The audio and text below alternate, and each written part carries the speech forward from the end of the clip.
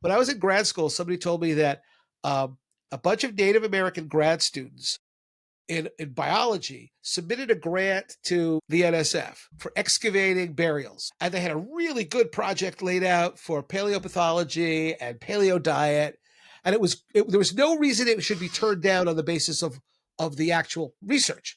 Problem was, it was the cemetery where the people who settled Plymouth lived. They said, well, that'd be great. These are the first white Americans living in Massachusetts, to know their diet, to know the genetic connections. It's a great project. It was illegal to do it.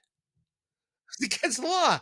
Well, wait a minute. Why is that against the law? But it's not to excavate the remains of similarly aged Native folks in Right. Massachusetts. Well, it's How because in did that? Massachusetts they passed Yeah. White Why? Oh God. the WAGPRA laws. Well, the cool thing about the the Plymouth Mountaineer stuff, Americans, indigenous people.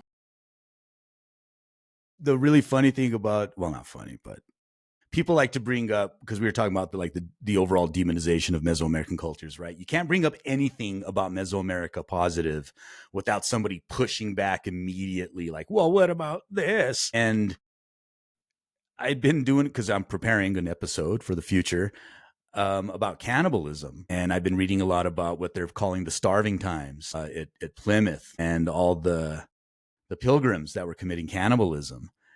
And, if it had been our ancestors who were, did that for whatever reason, in that same circumstance, people wouldn't shut the hell up about it. But very few people actually know I that tell my students, they were if committing it's any cannibalism. comfort to you, Curly, all my students would take my 1301 U.S. history. When we're talking about those early settlements about the English, we go into how they failed, and we discuss cannibalism and how they were eating each other to stay alive. Tastes Nice. like So chicken. yeah. How do the students react? Are they surprised to hear that? A lot of them are very, they're very surprised, because I guess none of this is taught to them in their primary school, secondary.